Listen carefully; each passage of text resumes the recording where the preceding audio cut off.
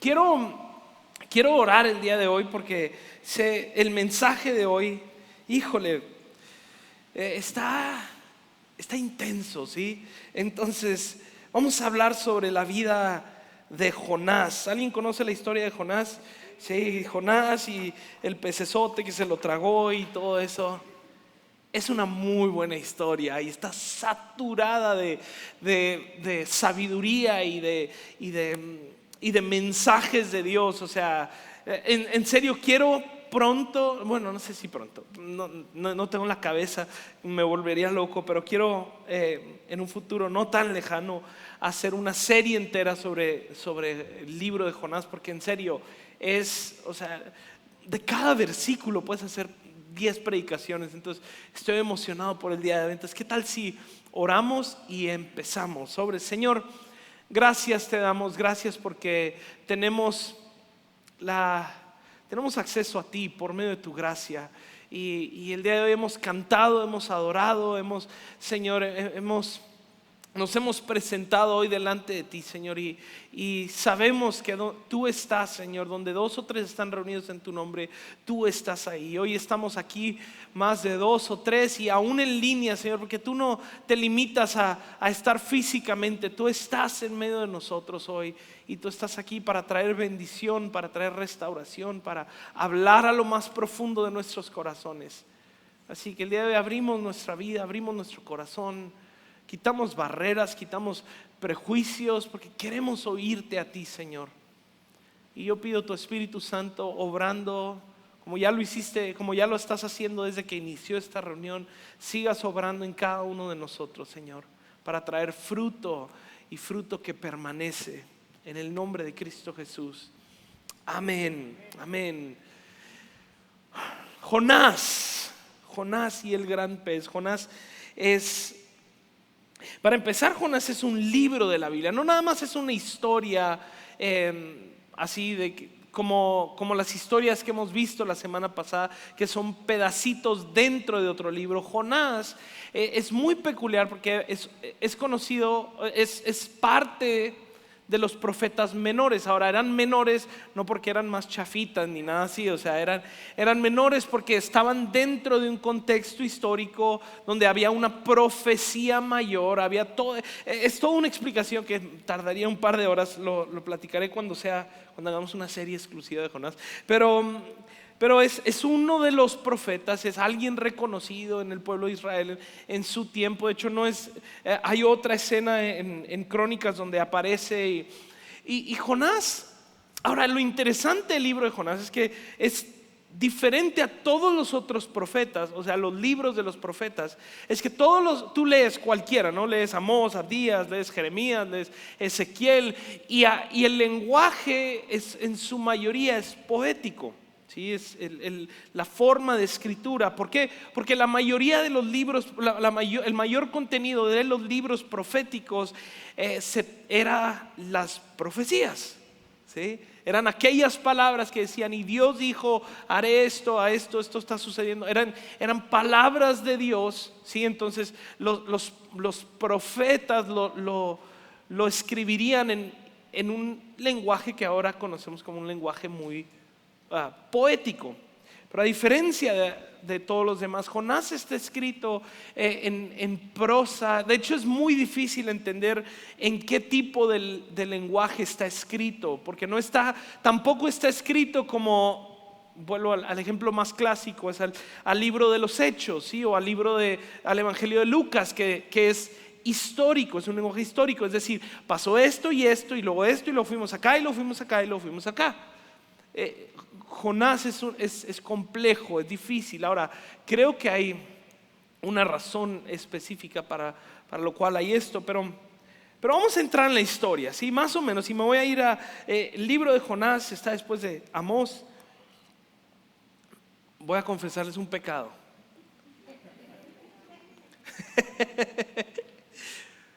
¿Qué fue?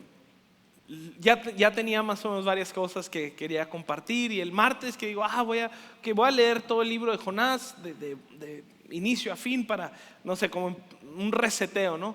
Pues no encontrar el libro de Jonás, pero bueno. Me sentí muy mal conmigo mismo. Es la primera vez que tengo que irme al índice desde hace años. No encontraba a Jonás y después de Abdías. Amós Abdías. Pero bueno, la historia de Jonás va un poquito así, ¿sí? Y lo voy a, la predicación de hoy, el mensaje de hoy vamos a irnos diferente a los mensajes de las semanas pasadas, porque nos vamos a ir más a la narrativa de toda la historia y nos vamos a ir como diseccionando cada parte que está sucediendo. Entonces, Jonás lo conocemos la historia, ¿sí? Va más o menos así. Entonces, Dios le dice a Jonás, ok, Jonás, ve con los asirios y dales el mensaje que yo te voy a decir. Todavía no le da el mensaje aparentemente, ¿sí? Pero y Jonás inmediatamente dice que se levantó. Hay muchas comparaciones en el libro de Jonás con otras escenas de la Biblia, como cuando Abraham se levantó de mañana. Dios le dijo, ve y vas a sacrificar a tu hijo, y se levantó muy de mañana Abraham. Aquí Jonás se levanta muy rápido, pero para huir de Dios. O sea, ni siquiera debate, ni siquiera entra en escena. La primera reacción de Jonás es huir, y entonces se va, contrata un barquito para llevárselo al lugar más lejos que puede de donde estaba la misión o el propósito que Dios había puesto sobre la vida de Jonás, o el mensaje que tenía que ir a dar. Y entonces viene una tormenta intensa, y es tan intensa la tormenta que aún los marineros entran en pánico. Ahora,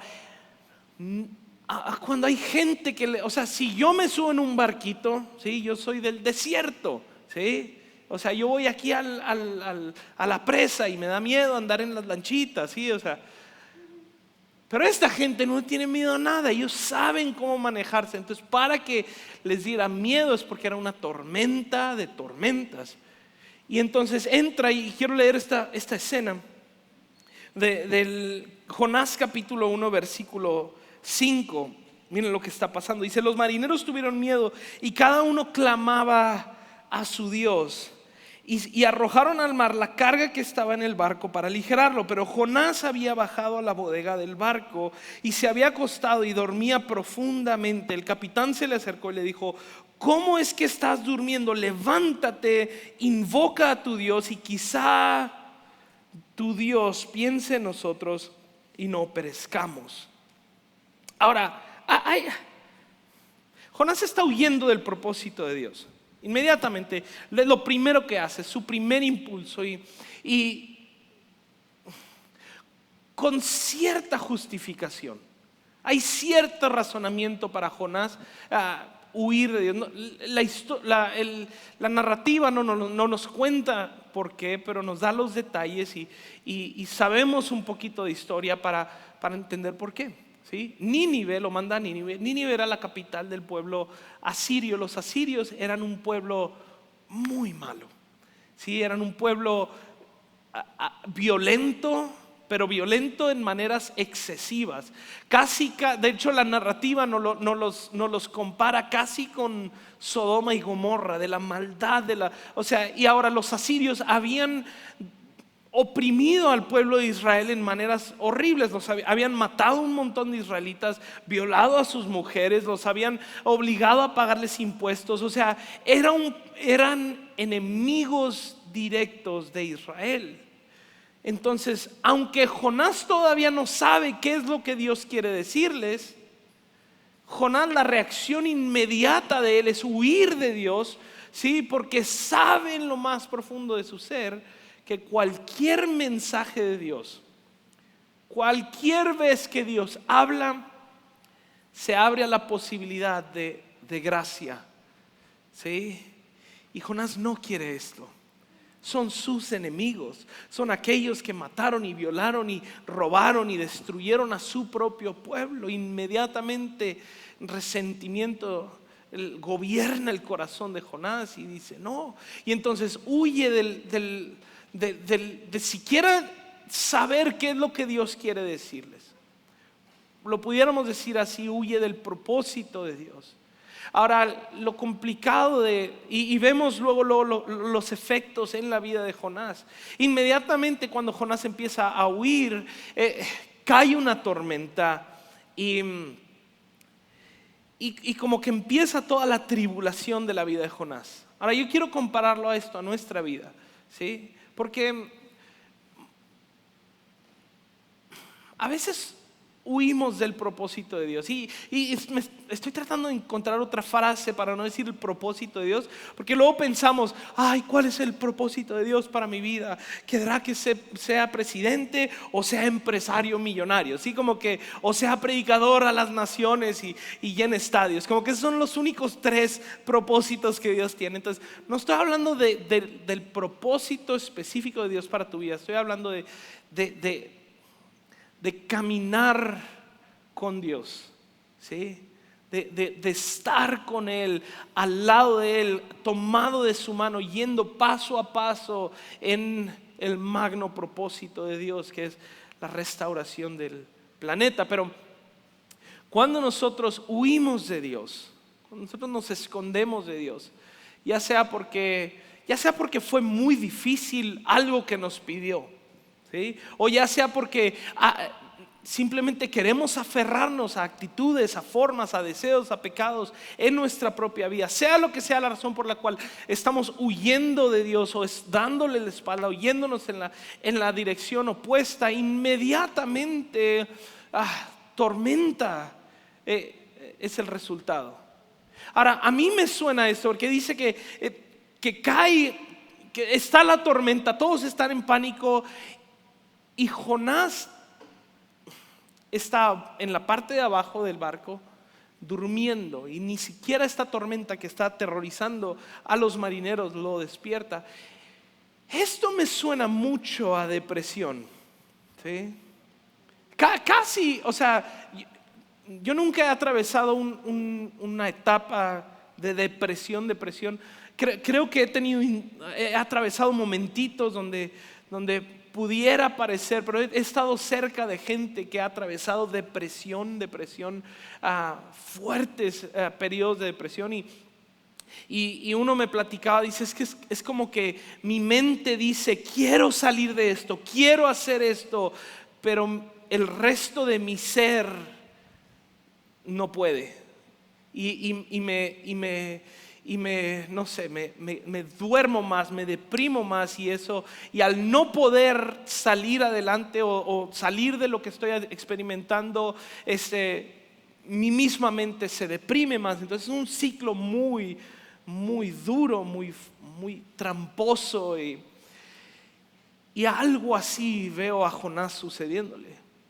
Porque, y es más, a mí me pasó algo similar, ¿sí? Yo me acuerdo, yo crecí en una familia cristiana, digo, mis papás son pastores, los conocen, y a los 15 años más o menos, yo volteé y dije, Señor, ahí te ves. No fue que Dios, no fue necesariamente como Jonás que Dios le dijo, haz esto, pero más bien fue yo diciendo, yo quiero hacer esto. Y el resultado, aunque todo parece bien, ¿sí? Todo parece, y sobre todo al principio, todo parece que va más o menos bien. Tenía mis amiguitos, tenía mi vida social, digo, tenía 15 años, no sabía nada de la vida, pero en mi imaginación, la estaba llevando chido. Pero no pasa mucho tiempo antes de que tu corazón empieza a caer en una profunda insatisfacción, una profunda tristeza. Todavía me acuerdo, les digo, tenía 16, 17 años, porque duré un ratito así y era ver con qué más tapo esto, porque adentro de mi ser era este sentir de saber que estaba tan insatisfecho con la vida y tenía todo lo que quería. Tenía los amigos que quería, tenía las relaciones que tenía la vida que quería. Les digo, no quería mucho, tenía 17 años, ¿sí? Lo único que quería era 100 pesos para gastar y que me prestaran el carro y tan. Pero adentro de tu ser caes en una profunda tristeza, porque sabes que estás caminando en la dirección opuesta que debes de. Y veo a Jonás y es exactamente lo que le está pasando. Hay más cosas que le pasan, pero hay algo que tengo que decirles aquí, porque hay otra historia. Les digo, Jonás está lleno de comparaciones con otras narrativas de la historia, de las historias de la Biblia. Esto lo hace más espectacular todavía. He dicho esta frase en esta semana: la Biblia es impresionante. O sea, es imposible que seres humanos hayan compilado estos libros. Pero bueno, la otra, ¿quién más estuvo dormido en una tormenta? Ahora, esto no es nada más coincidencia, ¿sí se dan cuenta? Jonás está durmiéndose, está dormido, no puede ni levantarse, ni la tormenta lo despierta, porque está huyendo, cayendo en una especie de depresión. Y ahorita vamos a ver cómo podemos afirmar esta teoría mía de la depresión de Jonás. Pero está huyendo del rostro de Dios, del propósito de Dios. Jesús, en comparación, está dormido. Igualito el escenario, una tormenta intensa que a marineros los tiene aterrorizados, y Jesús está dormido. Pero la razón que Jesús está dormido es porque Él está corriendo hacia el propósito de Dios, y estar caminando en los propósitos de Dios trae una paz que ni la tormenta más grande te despierta. ¿Sí? Tormentas hay. Tú escoges por qué te duerme en la tormenta, ¿sí? Pero bueno, volvemos a la historia. Luego me desvío y apenas empezamos, ¿sí? Continúa la historia. Los marineros echan suertes a ver quién. Era algo común, tiraban el volado a ver por culpa de quién el Dios de la lluvia y de la tormenta estaba enojado. Raramente funciona este volado, ¿sí? Y le cae a Jonás, y Jonás dice: sí, la neta, yo soy el culpable, yo estoy viendo de Dios, mátenme, tírenme al mar. Tírenme al mar en medio de la tormenta. ¿Qué persona piensa eso? Vuelvo a mi teoría de la depresión profunda en la que está Jonás, porque en vez de Jonás sabe por qué está en esa tormenta. Jonás sabe por qué está en ese momento, y aún así no puede voltear y decir: no, regrésenme, vamos, tengo que irme a Nínive. Dice: mátenme. Ahora, no se tiró él, no se suicidó, porque para el judío suicidio era impensable, pero morir un medio suicidio era válido, ¿sí? Era que lo tiraran. Y ellos, interesante, ahorita en la reunión de la una va a predicar Anabel, y va a tocar otro aspecto a toda esta historia. Pero los mismos marineros le dicen: no. Y se ponen a remar más fuerte, no quieren lanzarlo. O sea, la parte de lo que nos está diciendo la historia es que fueron más compasivos estos paganos que el cristiano. Pero bueno, ese no es el tema de hoy. Total, Jonás los convence, lo lanzan al mar, y en eso un pecesote se lo traga, ¿sí? Y la tormenta se cae, y es el fin de Jonás.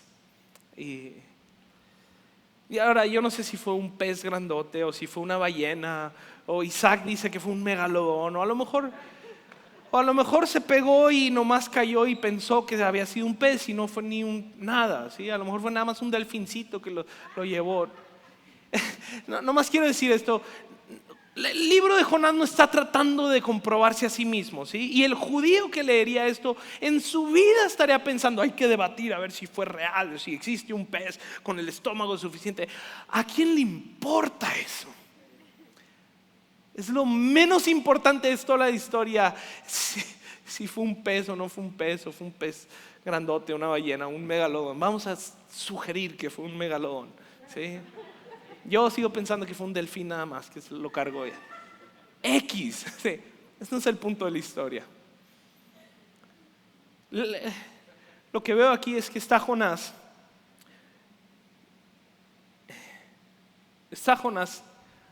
en el punto más bajo posible, ¿sí? Huye del propósito de Dios, se trata de ir al punto más lejano, y su vida comienza en un descenso.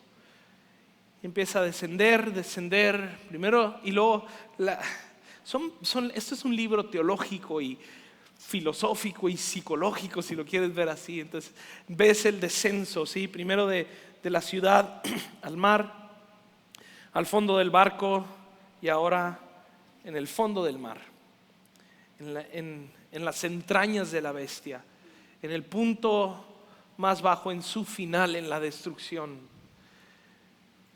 Pero aquí empieza el mensaje central del libro de Jonás, de que Jonás piensa que ha llegado a su fin, pero Dios está usando aquello que Jonás piensa que es su destrucción para regresarlo a sus caminos. Sí, sabes, esto me habla tan fuerte, y esta es una frase que he usado en todas estas semanas. Es un Dios que está aferrado a usarnos a nosotros. Yo sé que decir que Dios es un aferrado suena a pecado, pero la palabra correcta sería determinado. Dios está determinado a que tú camines con Él, a pesar de la terquedad de Jonás de huir de él. Pero bueno, volvemos a la historia. En medio de todo eso, Jonás medio se arrepiente, porque hay varias ideas ahí, pero se arrepiente y el pez lo echa, el megalodón o el delfín, como quieras, ¿sí? Lo echa en el mar y en la playa, y se da cuenta, aquí está Nínive enfrentito, y va, ¿no? Y fíjate lo que dice en el capítulo 3. Sí, capítulo 3 dice: la palabra del Señor, versículo 1, la palabra del Señor vino por segunda vez a Jonás: levántate, ve a Nínive, la gran ciudad, y proclama en ella el mensaje que yo te diré. Todavía no le dice el mensaje, ¿sí?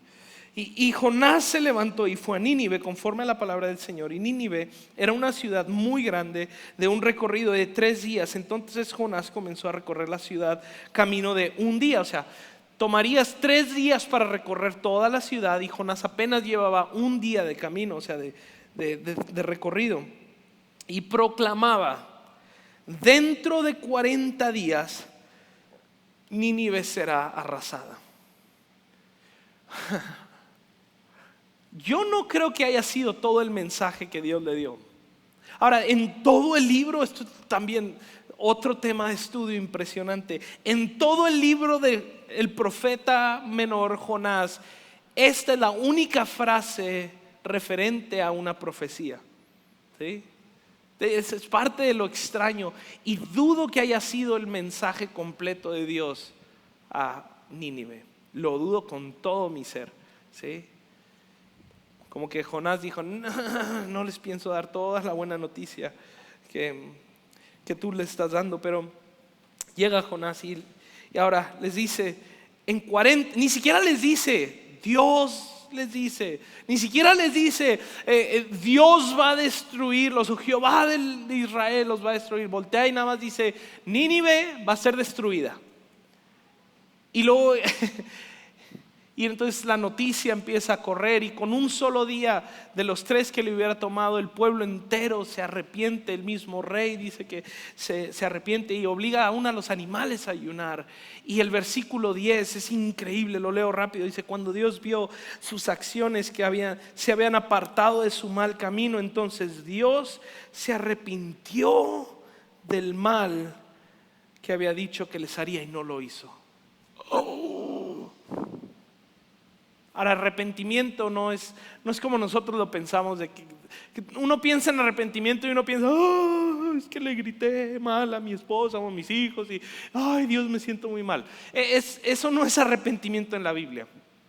Arrepentimiento es un cambio de mentalidad, es un completo giro de cómo veo la vida, ¿sí? Por eso antes veía mi vida todo conforme a este siglo, a las cosas como funcionan, a lo que trae gozo y plenitud y satisfacción en este mundo. Y arrepentimiento es ahora: giro todo mi ser a entenderlo conforme al reino de los cielos. Entonces Dios cambia su mentalidad. Ahora, esto es uno de esos momentos en toda la Biblia, especialmente en todo el Antiguo Testamento, donde imagínate un judío leyendo esto.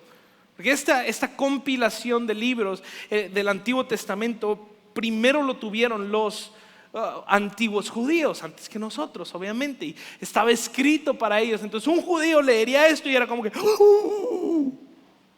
como cuando está bien, voy a usar mi referencia tonta, pero ya sé que ustedes ni ven películas, entonces si vieron las de Marvel, las de Infinity War, cuando Thanos agarra el guante y le va a hacer así y resulta que está el Tony Stark. Sí, y todo el mundo le robó las. Ya sé que a nadie de ustedes les importan las películas, pero nada más este momento de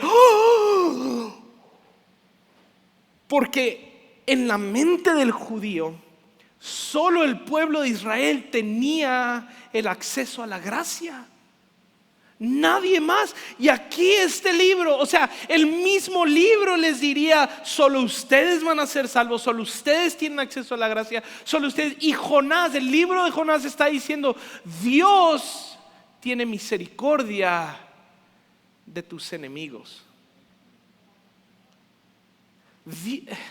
El judío estaría pensando, ahora, esto me vuela los sesos, porque nosotros estamos aferrados a que nos da la cabeza, está tan embarañada, no sé si es palabra chihuahuense o nada más, pero está tan confundida con cosas y revuelta con nuestros deseos y aferrados a tener nuestra voluntad y las formas que nos gustan y cómo debe de solucionarse todo a nuestro beneficio, a tal grado de que queremos que Dios funcione para nosotros. Y reducimos a este Dios a que quepa dentro de nuestros límites, de nuestra visión y de nuestros sueños y deseos y nuestras formas. Y el libro de Jonás, Dios nos está diciendo: yo no quepo dentro de tus límites. Yo soy un Dios que excede completamente. Yo soy el Dios de la misericordia universal a gentiles y judíos. Yo soy el Dios que trae paz a tu enemigo. Yo soy el Dios que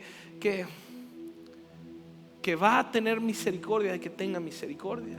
Es el mensaje más glorioso que hay. Que Dios no se iba a limitar. El Dios de Israel no estaba limitado a salvar nada más a Israel. Ahora, Jonás continúa la historia, porque hay tanto en la historia, pero Jonás se va y sale de la ciudad. Cuando ve que todos se arrepienten, va a salir de la ciudad y se sienta en el desierto 40 días. ¿Quién más fue al desierto 40 días? Pero bueno, no. Pero ahí se echa en el desierto 40 días para esperar a ver a ver qué va a pasar, porque la profecía era: en 40 días Asiria sería destruida, o Nínive sería destruida. Y se va y se espera 40 días, y cuando pasan los 40 días se da cuenta: no, Dios no destruye a Nínive. Y se queja con Dios y le dice: sabía que no los ibas a destruir, por eso no quería. La pregunta es aquí es ¿por qué Jonás estaría tan enojado? Ya dijimos, era un pueblo horrible y enemigo, pero aunque ellos hayan sido muy malos con él, ¿qué era realmente lo que tenía tan enojado a Jonás? Y teólogos argumentan esto, que el cuestionamiento en el corazón de Jonás sería si Dios verdaderamente cumpliría sus promesas hacia ellos.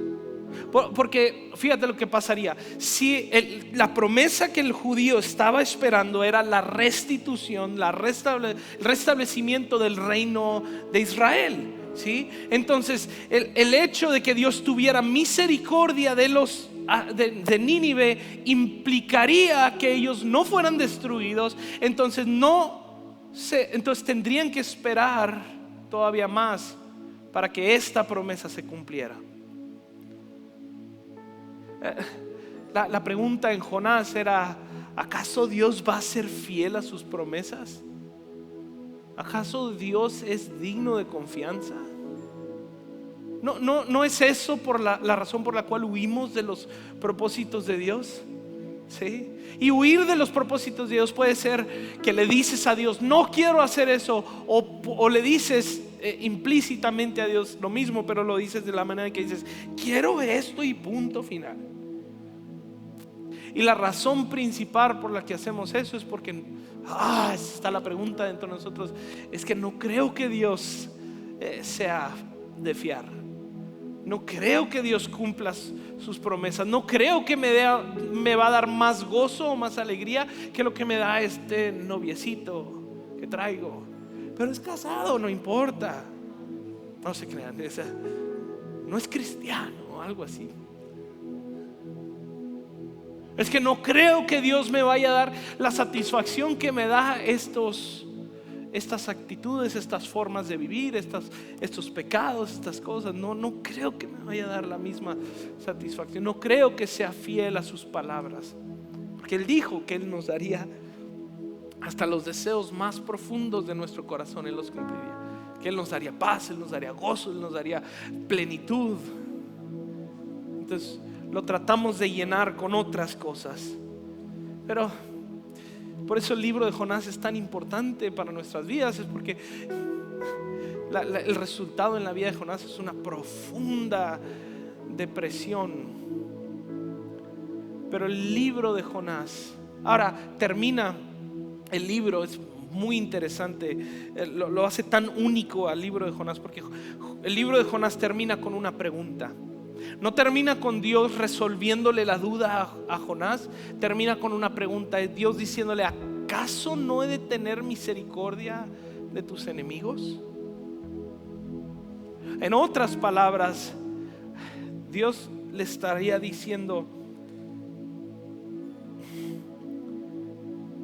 confía en mí. Confía en mí, confía en el hecho de que soy tan superior a tu forma de ver, a tu idea de cómo son las cosas, a tus deducciones, a tus predicciones de cómo va a ir el futuro. Yo soy tan superior que puedes confiar en mí. Que puedes confiar en que mi gracia es suficiente para ti y también para tus enemigos. Que al yo bendecir a tus enemigos, te estoy bendiciendo aún más a ti. ¡Qué locura! ¡Qué locura! La pregunta para nosotros, y voy a ir cerrando con esto, es ¿a qué nos estamos aferrando? Yo no sé si te sientes así. Yo lo atravesé un momento en mi vida, les digo, como a los 18 donde ya fue suficiente. Ya estaba yo en las entrañas de la bestia, ¿sí? Cuando volteé y clamé al Señor. Gracias a Dios no pasé nada tan malo, pero iba en una dirección bastante destructiva. Pero a lo mejor hay alguien aquí que está huyendo así de la voluntad de Dios. Que estás y así como Jonás, tienes toda la razón para estar como estás. No estás nada más como Adán y Eva que le dieron la espalda a Dios por babosos, ¿sí? Acá Jonás de perdida tenía una razón por la cual darle la espalda a Dios. A lo mejor tú estás así. ¿De qué propósito estás huyendo de Dios? Y vuelvo, no estoy hablando del magno propósito de Dios. Estoy hablando de los propósitos que tenemos enfrente, ¿sí? Que el magno propósito de Dios precisamente es traer salvación aún al pueblo más malvado. Pero empieza con un paso a la vez en nuestra vida. Entonces a lo mejor estás huyendo del propósito de Dios de sanar una relación, de perdonar o pedir perdón, o a lo mejor de terminar con una relación, ¿sí? Que sabes que estás lejos, o soltar afanes a los cuales te has aferrado, o soltar maneras de vida y maneras de reaccionar, ¿sí? Que son tu refugio, sea ira, sea ofensa a otros, sea esconderte. Yo que sé qué métodos escoges, y es soltar esas cosas en las cuales has puesto tu confianza, o sean pecados, o sean estilos de vida, o sean sueños, yo que sé. Que el Señor te está llamando: hey, confía en mí. Ahora esta es la locura. Esto no soy yo llamándote a una vida moral mejor. Eso es lo que hace religión. Por eso es tan insípida a veces la religión para mucha de la era moderna. Es porque dices, religión es básicamente decirme, pórtate así, así, así, pórtate mejor. Aquí yo no estoy, ni puedo yo hacer eso contigo. La maravilla es que esto es Jesús no diciéndote pórtate mejor, es Jesús diciéndote camina conmigo. Este es el mensaje de Jonás, confía en mí. Es Jesús diciéndote ven conmigo, toma de mi mano. Por difícil que parezca lo que tenemos enfrente, yo soy digno de confianza. Yo sí cumplo mis promesas. Yo vengo a dar paz verdadera, no la paz de este mundo que es tratar de buscar cierta tranquilidad. Es una paz que satura cada célula de tu ser. Es un gozo, no el gozo que ofrece este mundo de alegría temporal. Es un gozo que brota de tu interior. Este es el llamado de Dios. Entonces yo quisiera cerrar orando el día de hoy. ¿Qué tal si nos ponemos de pie? Y si estás en tu casa no te tienes que poner de pie, aunque si lo haces estaría muy chido. Simplemente cierra tus ojos. Cierra tus ojos y es momento de responderle al Señor.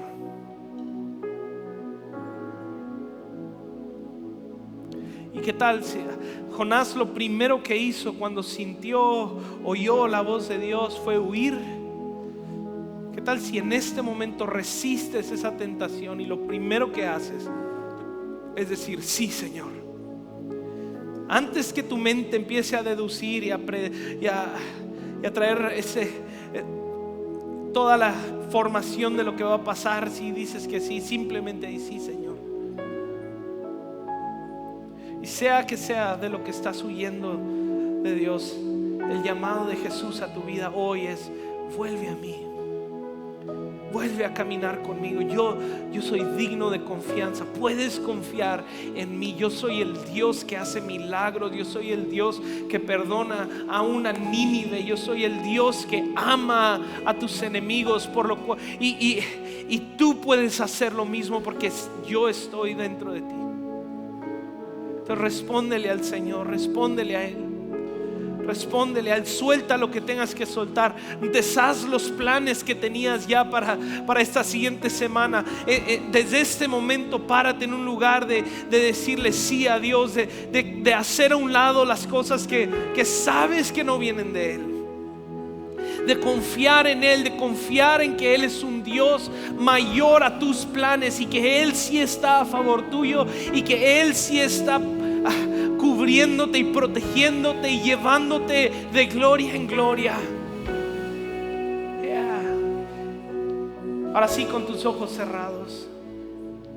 Yo sé que Dios está trabajando en cada persona de una manera diferente. Yo quisiera hablar con aquellos, así con tus ojos cerrados. Yo quisiera orar con aquellos que tú estás lejos de Dios, que no es nada más una cosa a la que le dijiste a Dios que no, o unas formas o unas tendencias, que todo tu ser está lejos de Dios, que estás en ese momento como Jonás en el fondo del mar, en las entrañas de la bestia, en el caos y en la oscuridad, en una vida de pecado. Y el día de hoy Dios te llama a ti porque Él quiere limpiarte y perdonarte y darte una vida nueva.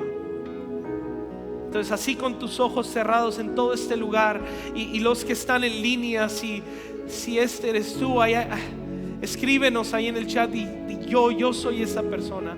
O si te metes a través de nuestra plataforma en Gracia y Verdad, hay un botón específico para que dice ahí necesito oración. Si este eres tú, es momento de venir delante del Señor y que experimentes el perdón de pecados. Entonces, si estás aquí y este eres tú, yo quiero orar contigo. Y si este eres tú, te voy a pedir, levanta tu mano muy en alto para indicar: yo necesito el perdón del Señor. Yo necesito dejar de huir de Dios. Yo necesito hoy experimentar a Cristo. Y repite conmigo esta oración ahí en tu corazón. Dice: Señor Jesús, te entrego mi vida, te entrego mi corazón. Y te pido, Señor, perdóname. Perdóname de todo lo que he hecho. Perdóname de que he corrido lejos de ti. Límpiame, dame un corazón nuevo, dame una mente nueva. Y el día de hoy, Jesús, me atrevo a creer en ti. Me atrevo a creer que tú moriste y resucitaste, de que tú no estabas huyendo de la voluntad de Dios, sino que tú corriste directo a esa tumba para pagar por mis pecados, para hacerme a mí una nueva persona. Y creo que tú resucitaste, y te declaro mi Señor, mi dueño, mi Salvador. Mi vida te pertenece a ti. Y hoy me atrevo a creer que tú me perdonas completamente, que todos mis pecados pasados, presentes y futuros, Señor, han sido lavados. Yo soy tu hijo y tú eres mi padre, tú eres mío y yo soy tuyo de aquí para el resto de la eternidad. Amén, amén, amén.